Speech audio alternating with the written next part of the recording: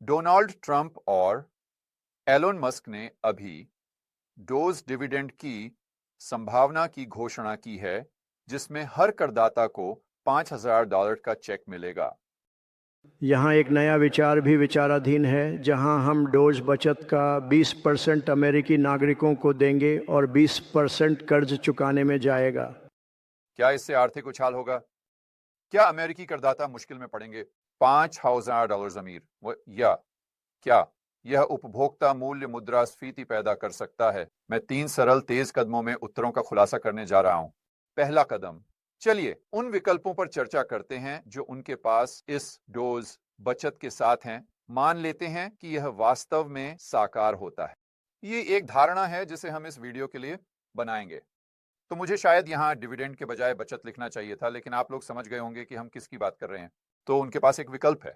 क्या आप इस डिविडेंड का भुगतान करते हैं, करदाता को भुगतान, या क्या आप इस पैसे का उपयोग घाटे को कम करने के लिए करते हैं?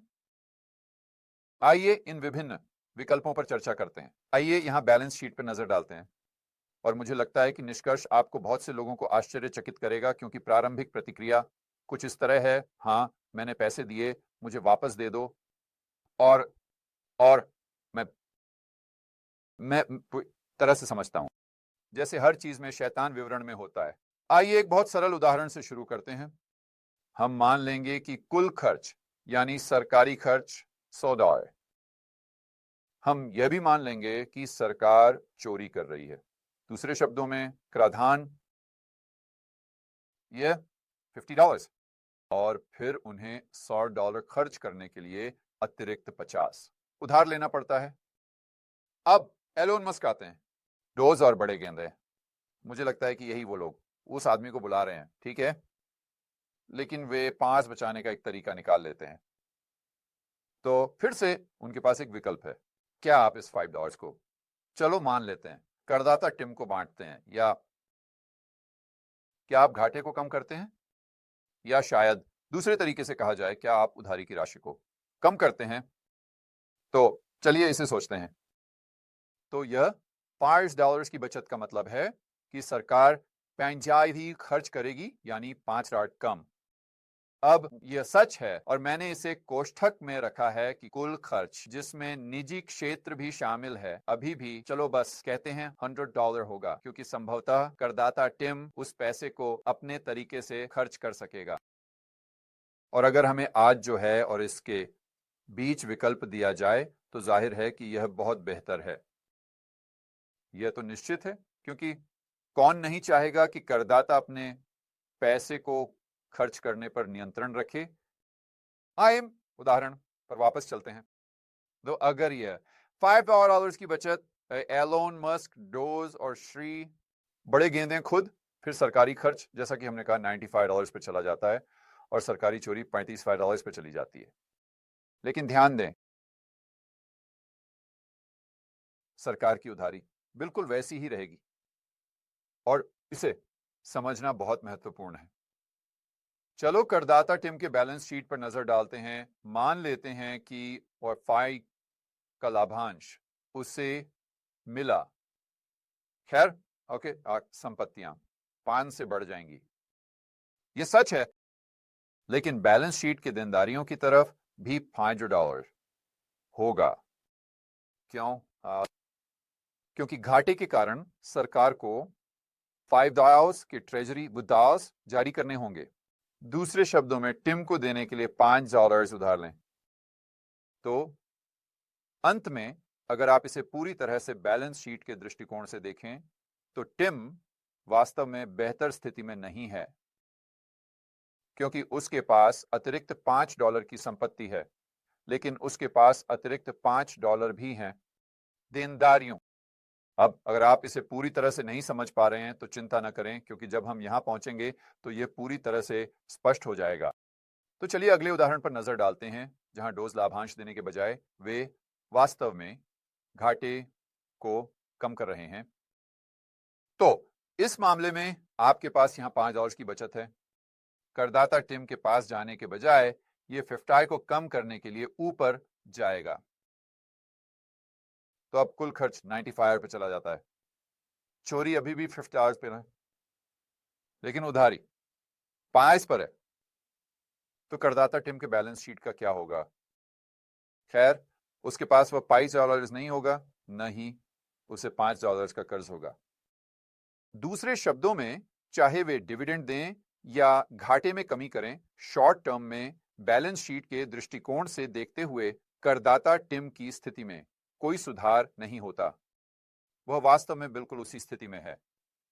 लेकिन हम अभी खत्म नहीं हुए हैं। चलो इसे एक कदम और आगे बढ़ाते हैं। और यहीं पर यह वास्तव में रोमांचक हो जाता है और जहां मैं वास्तव में बहुत आशावादी होता। मान लीजिए कि हमारे पास कोई घाटा नहीं है, क्योंकि डोज इतनी प्रभावी है या सरकार की दक्षता को इतना बढ़ा देती है कि खर्च की मात्रा को कम कर देती है, जिससे हमें अब पैसे उधार लेने की आवश्यकता नहीं है कि हम खर्च कर रहे हैं। हम जो भी करों में इकट्ठा कर रहे हैं, चाहे वह टैरिफ हो, आय हो या संपत्ति कर हो या जो भी हो, और हम एक पैसा भी अधिक खर्च नहीं कर रहे हैं, तो हम कोई अतिरिक्त कर्ज नहीं ले रहे हैं। दूसरे शब्दों में, कोई घाटे का और खर्च नहीं है, क्योंकि हमने डोज से सभी बचत ले ली है और करदाता टिम को वापस देने के बजाय हमने घाटे को कम कर दिया है। मुझे लगता है कि मैंने ये काफी स्पष्ट कर दिया है। तो फिर क्या होगा कि अब सरकारी खर्च, मान लीजिए यह $50 है और वे $5 की और बचत ढूंढ लेते हैं। ये बस चलता रहता है और फिर निश्चित रूप से हम सरकारी खर्च को कम करेंगे तो ये $5 से कम हो जाएगा, इसलिए अब हम यहाँ $50 पर हैं। लेकिन फिर हम सरकार द्वारा की जा रही चोरी की मात्रा को उसी संख्या से कम कर सकते हैं। ये हमें $45 पर ले आता है, तो हम अभी भी संतुलन में हैं। लेकिन अब वह $5 करदाता टिम के बैलेंस शीट में चला जाता है और अब देखो वो कितना खुश है। देखो यहाँ और यहाँ वह थोड़ा उदासीन है, क्योंकि उसकी बैलेंस शीट वास्तव में नहीं बदलती, उसे कोई इक्विटी नहीं मिलती। हालांकि यहाँ उसे कुछ नकद मिलता है, लेकिन उसे एक अतिरिक्त देनदारी मिलती है। लेकिन यहाँ उसे नकद मिलता है, लेकिन कोई अतिरिक्त देनदारी नहीं। तो फिर अगर हम इसे सख्ती से देख रहे हैं, बैलेंस शीट के दृष्टिकोण से यह स्पष्ट है कि कौन सा कदम पहले आना चाहिए। यह लाभांश नहीं है, यह घाटे को कम कर रहा है, क्योंकि केवल तभी जब घाटा शून्य पर होगा तब बचत वास्तव में करदाता को एक शुद्ध लाभ देगी। टिम, लेकिन मैं चाहता हूं कि मैं बिल्कुल स्पष्ट रहूं, क्योंकि मुझे पता है कि बहुत से लोग मेरी बातों को गलत समझेंगे। अगर मुझे यह चुनने का मौका मिलता कि हम पिछले कौन जानता है 3, 4, 5, 6, 7, 10 दशकों में अमेरिका में जो तरीके अपनाए हैं उनके साथ आगे बढ़ना है, तो मैं कहूंगा यह सरकारी बर्बादी होती रही है। अगर मुझे इसके बीच चुनाव करने का मौका मिलता, मैं निश्चित रूप से ये लो, जो मैं कह रहा हूं वह यह है कि अगर आप $5 बचा रहे हैं तो यह उपादर्श है। हमें किस चीज के लिए लक्ष्य रखना चाहिए? पहली में कोई है, और फिर वह चरण नंबर 2। तो हमने लाभांश और घाटे में कमी को बैलेंस शीट के दृष्टिकोण से देखा। लेकिन अब चलिए थोड़ा पीछे हटते हैं और अर्थशास्त्र पर नजर डालते हैं। शुरुआत करने के लिए चलिए जीडीपी और वास्तविक जीडीपी का एक चार्ट देखते हैं। 1950 में वापस जाते हैं, लेकिन हम उस पर कोई ध्यान नहीं देने वाले हैं। हम हाल ही में हो रही घटनाओं पर ध्यान केंद्रित करना चाहते हैं। और वर्तमान में अमेरिका में वास्तविक जीडीपी लगभग $23 ट्रिलियन है। ठीक है, तो अगर हम एक डोज लाभांश देने जा रहे हैं तो क्या इससे जीडीपी पर असर पड़ेगा? शायद नहीं, क्योंकि आप बस सरकार के खर्च को ले रहे हैं और उसे निजी क्षेत्र में वापस डाल रहे हैं, यह मानते हुए कि हमारे पास खर्च की वही मात्रा है। तो जीडीपी के साथ यह मूल रूप से एक शुद्ध संतुलन है। लेकिन अगर हम आगे बढ़कर घाटे को कम कर दें तो क्या होगा? ठीक है, तो हमारे पास यहां समीकरण के 2 घटक हैं, सरकारी खर्च और निजी क्षेत्र का खर्च। तो इससे सरकारी खर्च और निजी क्षेत्र के खर्च में कमी आएगी। अगर यह वैसा ही रहता है तो जीडीपी वास्तव में घट जाएगा। हमें एक संकुचन का सामना करना पड़ेगा जो संभवतः एक मंदी की ओर ले जाएगा। और मैं ये नहीं कह रहा कि ये अच्छा है या बुरा। याद रखें, फिर से हम यहाँ केवल व्यापारिक संतुलनों पर चर्चा कर रहे हैं। जैसा कि थॉमस सोवेल हमें सिखाते हैं, कोई समाधान नहीं है, केवल व्यापारिक संतुलन है। तो ये तय करें कि इनमें से कौन सा बेहतर है और कौन सा खराब। हमें इससे गुजरना होगा प्रक्रिया।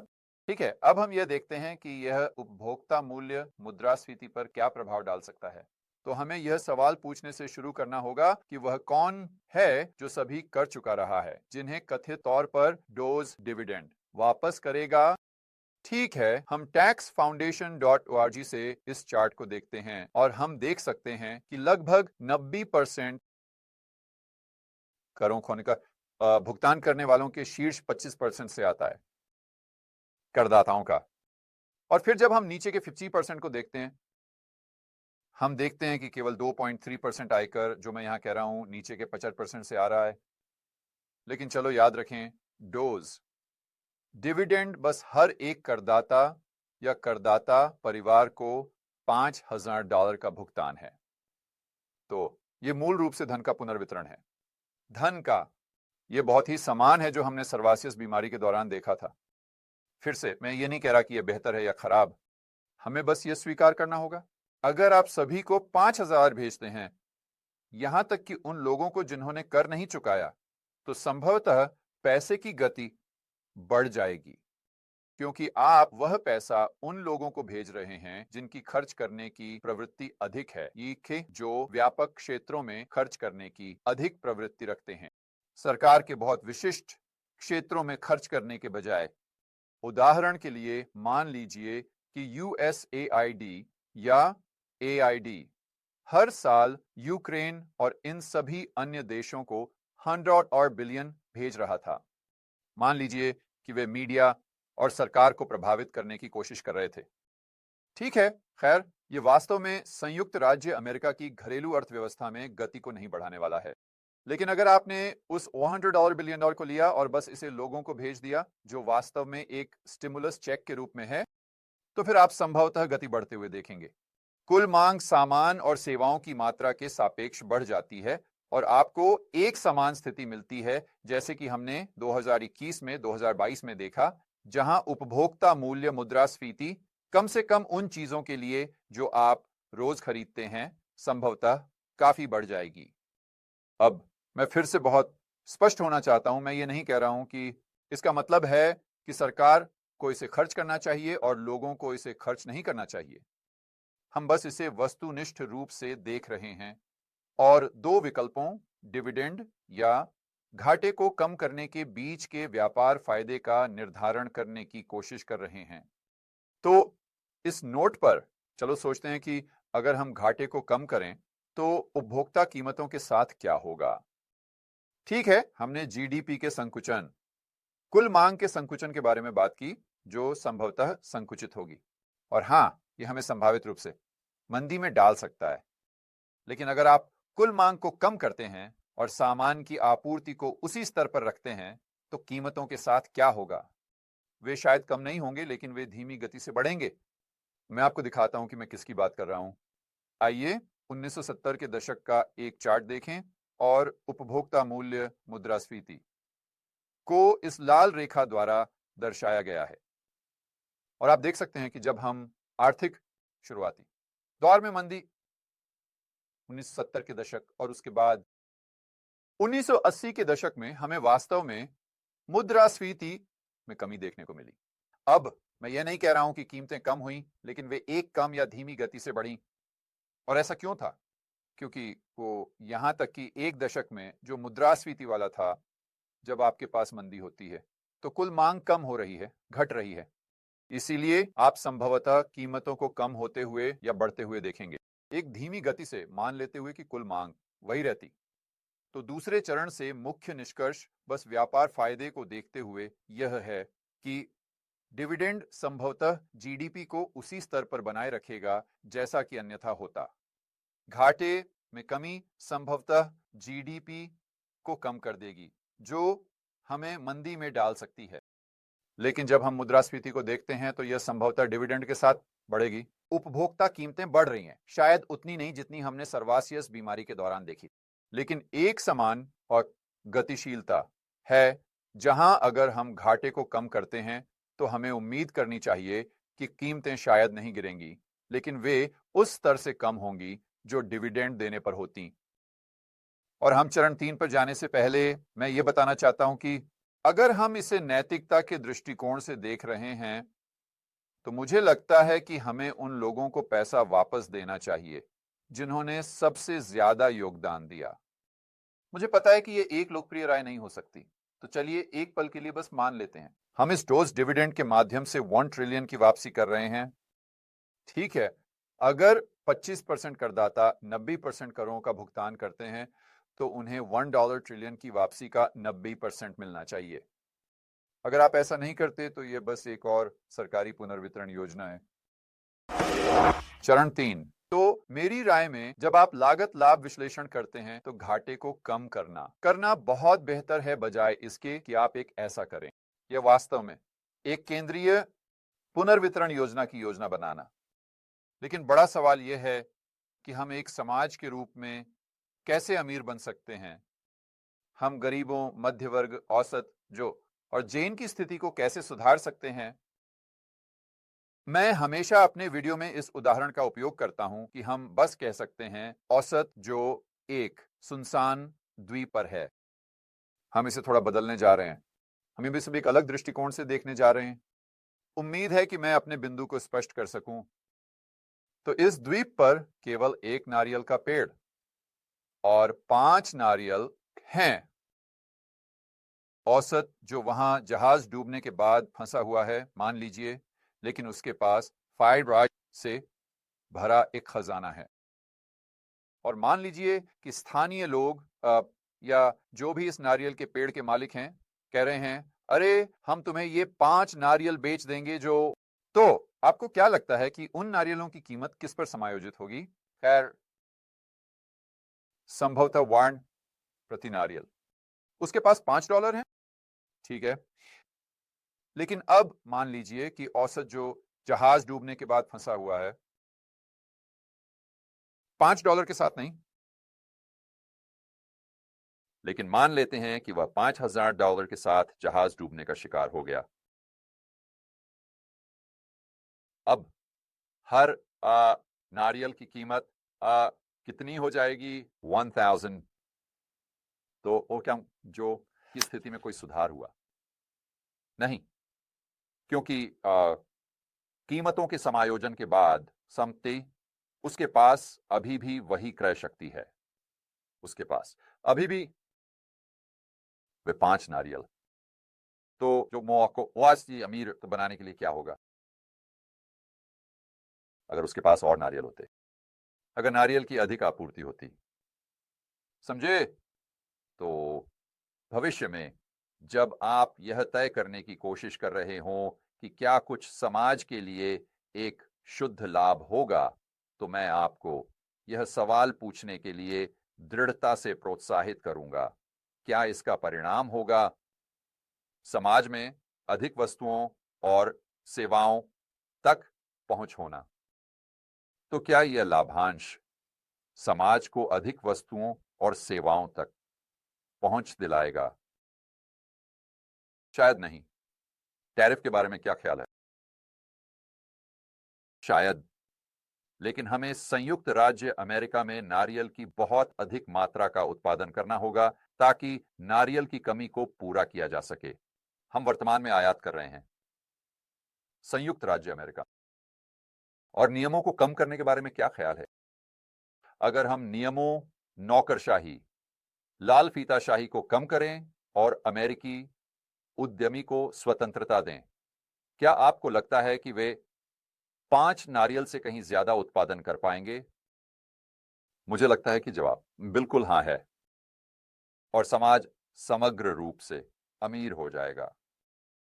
यही तरीका है जिससे आप गरीबों, मध्य वर्ग और औसत लोगों को लाभ पहुंचाते हैं।